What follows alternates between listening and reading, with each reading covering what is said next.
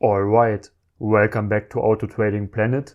I'm Paul, and in today's video I'm going to show you how you can develop your own trailing stop in MQL5.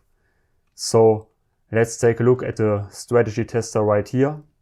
I'm going to show you what we are about to develop. So first of all, the expert advisor focuses mainly on the trailing stop. For entry, I just use a simple RSI strategy, so don't pay any attention to the strategy, but just to the trailing stop. So let's wait for a situation where we can actually trail the stop.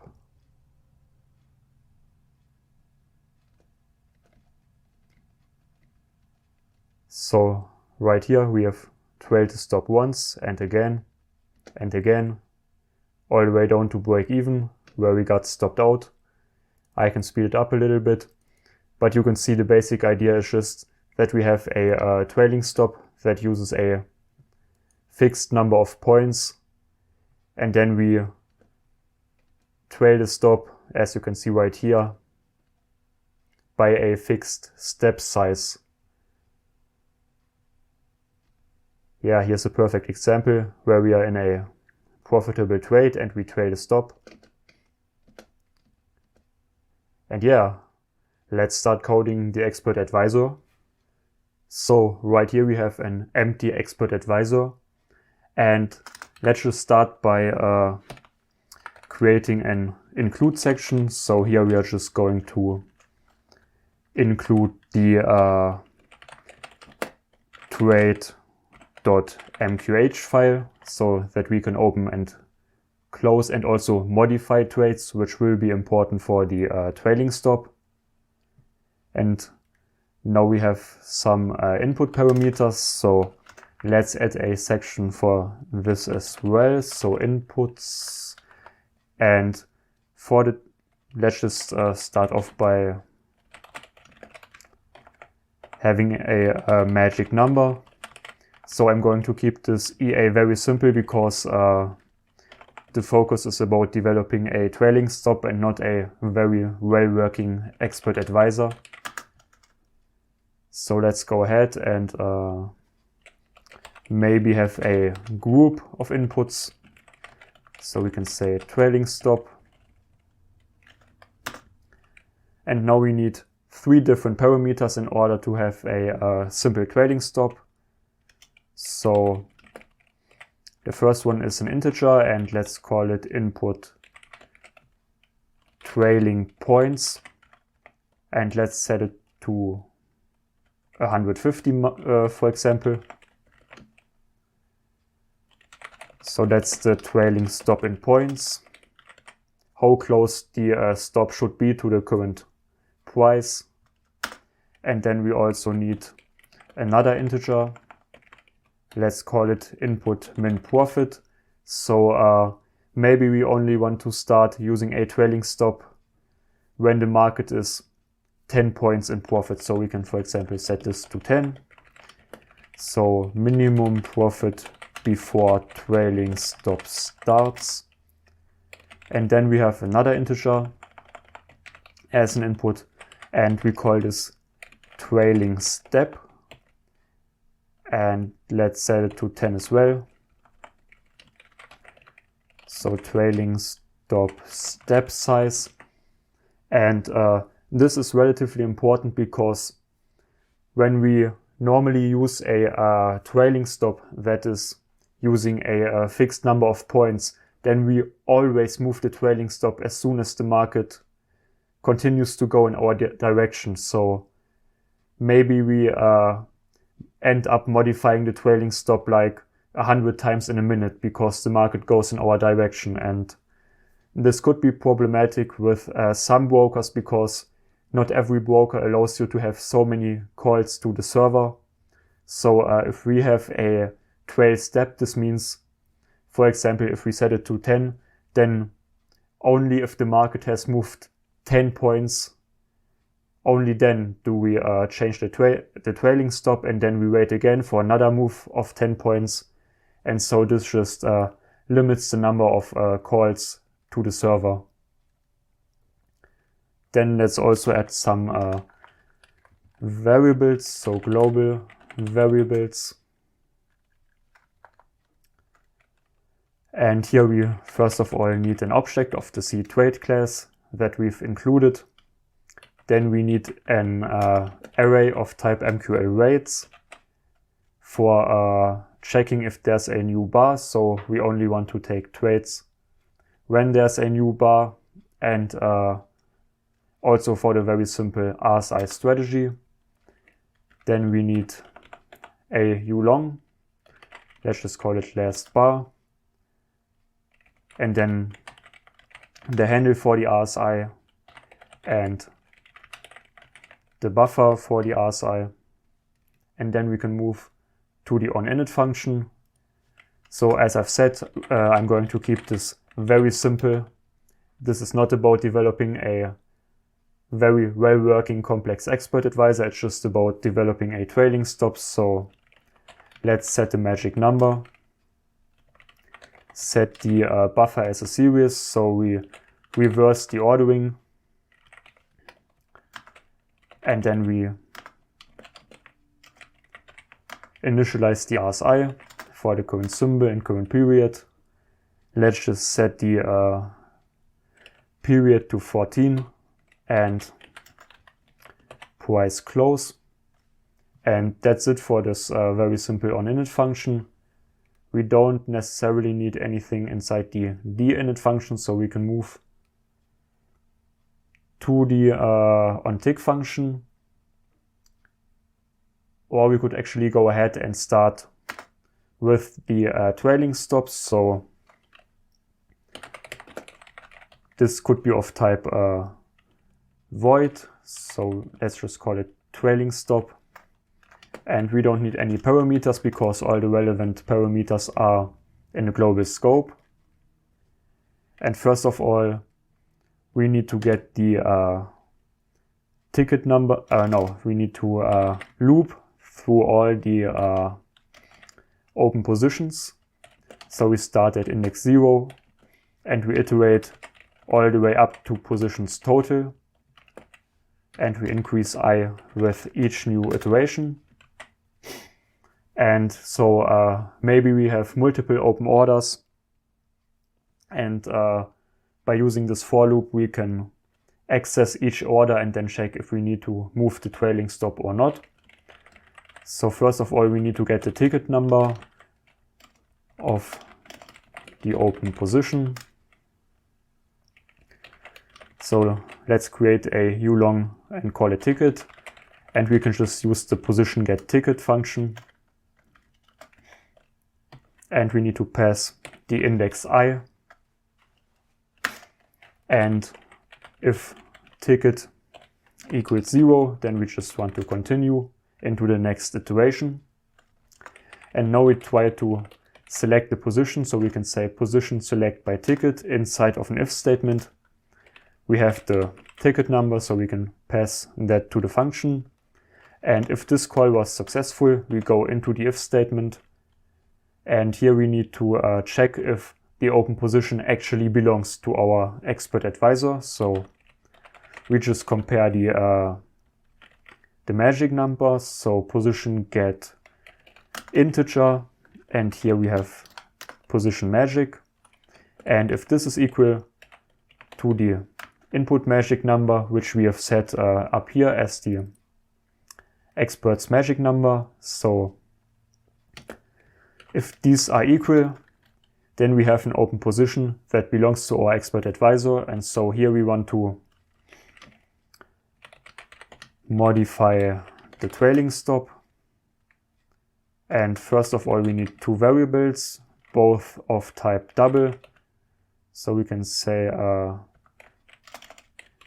trailing stop price and the current profit, because as I've said, we maybe only want to move the trailing stop once we have a minimum profit.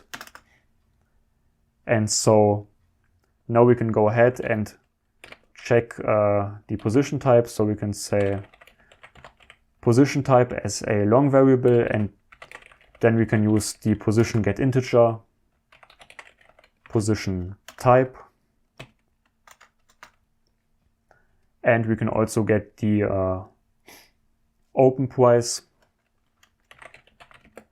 So double open price, and this is position get double, and then here we have the information about the position, and we use position price open.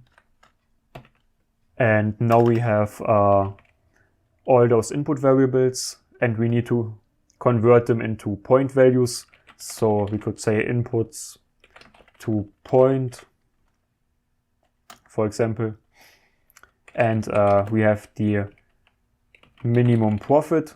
So that was one input, and it was called input min profit, and we multiply this by the value of a point.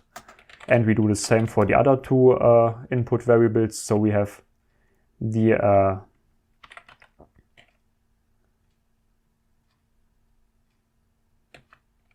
trailing step, and we can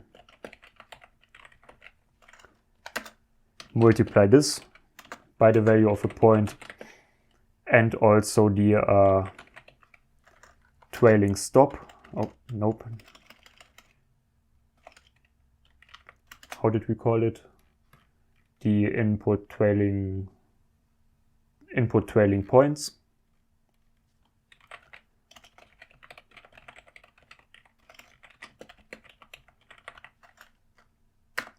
Input trailing points times the value of a point. And now we can go ahead, and first of all we need to get the current stop loss of the order. So get current stop loss, and this is a double, of course. Current stop is equal to position get double, and here position underscore stop loss, SL. And we might have to normalize it, so we can say current stop equals normalized double, current stop, and the digits of the symbol. Then we can also get the get current ask and bid price. So double ask might be symbol info double, symbol and symbol ask. And we do the same for the bid price. So symbol info double, symbol bid. And now we need to check what type the position is. So up here we already have our long variable position type. And now we can go ahead and check for a long position. So if the position type equals position type by, and we have the trailing stop price variable that we have declared up here, but we didn't assign any value. So the trailing stop price is the bid price, because we are in a long order and the bid is the lower value, so it's bid minus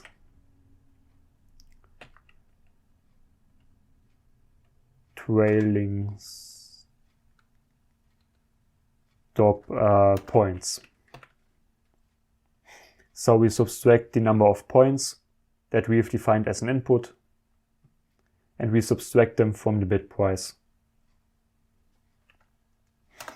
And we have to normalize this as well. So we use the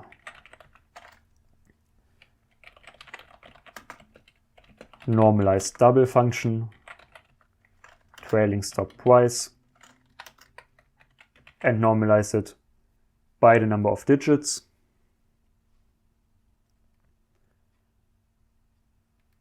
Alright, so next we have to calculate the current profit. So we also have a variable up here. Again, no value assigned. So current profit is equal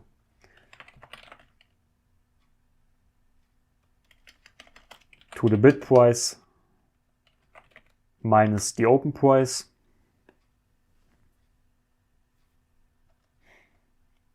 And now we can go ahead and check if we need to move the trailing stop. First of all, let's always compile in between to check if we have any errors. And now we can say if the trailing stop price, so that's the bid price minus the trailing points. So if this is greater than the current stop, which we've got up here from the position get double function. So if the trailing stop is greater than the current stop and the current profit, so that's the bid price minus the open price, the current profit is greater or equal to the minimum profit, and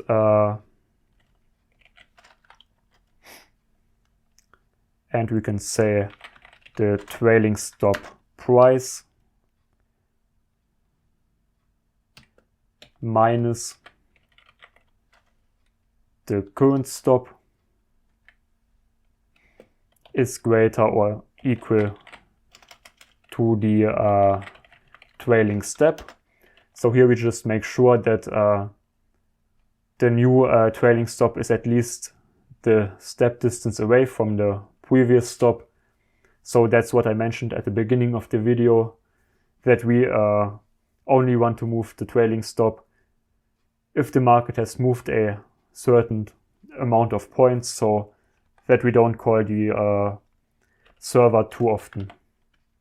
And now we can go ahead and use the trade object from the trade.mqh file and say position modify. We need to pass the position ticket, which we have. Then the stop loss is the trailing stop price, and the take profit could either be 0 or let's actually go up here and add another variable. Let's call it current take profit, and this can be accessed using the position get double, and let's just pass the current take profit again to the position modify function because we don't want to change the take profit. Alright, so that's it for a buy position. It's very similar to a for a sell position, so we can go here and let's do this quickly. So if the position type is position type sell, and now we can say the trailing stop price is equal to the ask price plus trailing points, and trailing stop price, so we have to normalize the double again, so trailing stop price, normalize it by the number of digits in the symbol. Then we need the current profit, so this is the open price minus the current ask price. And now we can again check if we need to move the trailing stop, and here we check if the trailing stop price is less than the current stop because we are in a short trade,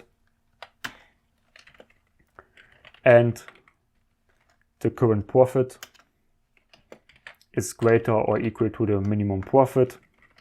And again we can say current stop minus trailing stop price is greater or equal to the trailing step. And if that's the case, we can again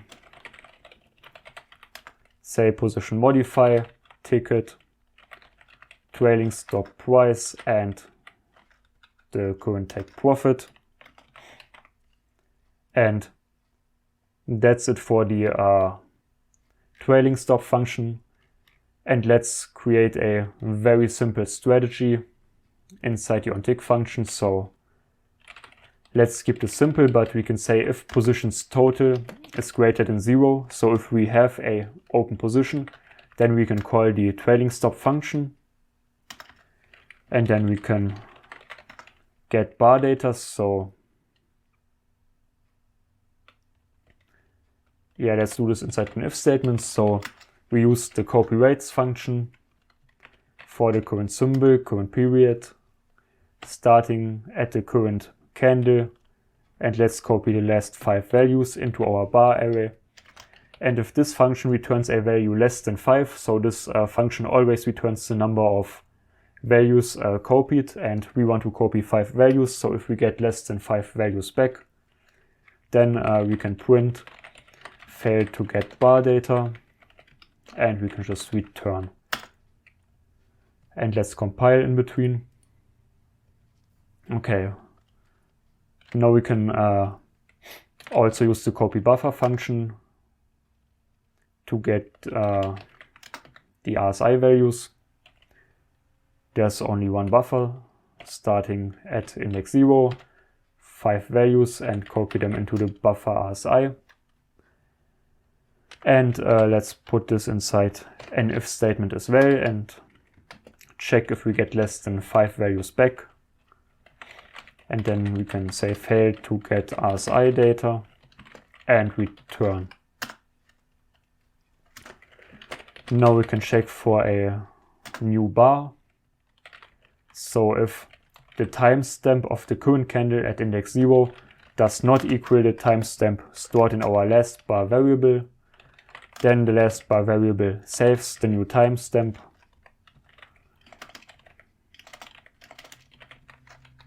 And otherwise we'll just return, because down here we only want to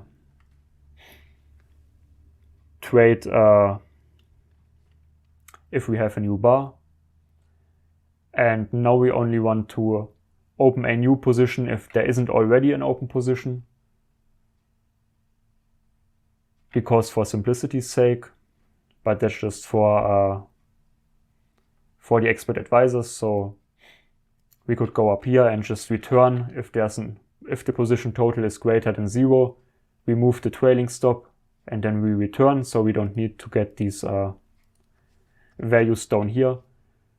But that's just because I want to develop a very simple expert advisor that only opens a single order, and you might not need this for your own EA. So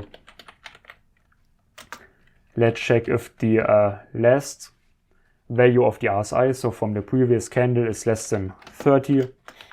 If it is, then we open a long position. We use the object from the ctrade class.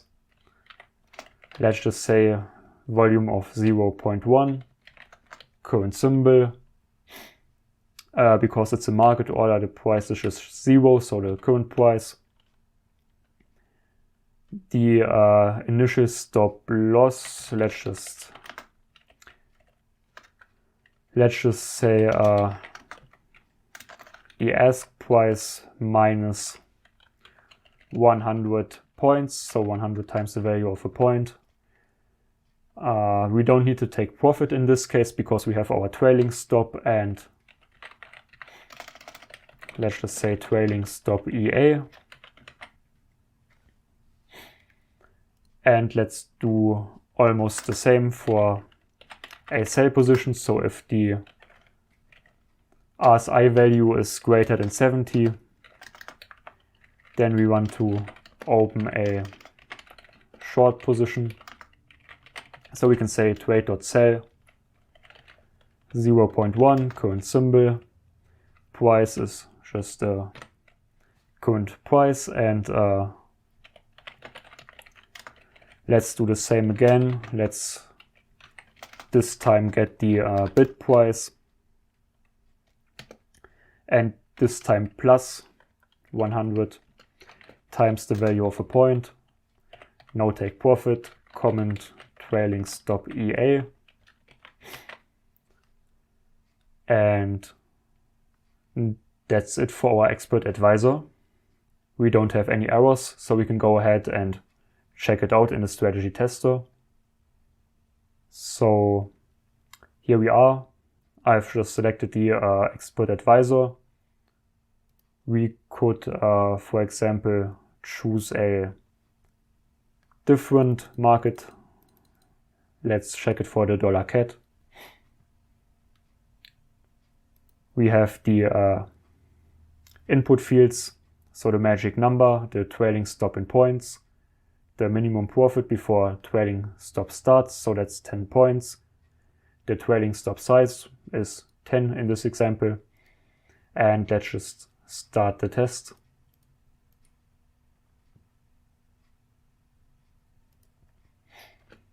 So you can see we just opened a order because the market went below the RSI value of 30. We have our initial stop loss, so that was 100 points, and I think we already moved the stop. Yeah, we moved the stop, so you can see the trailing stop works.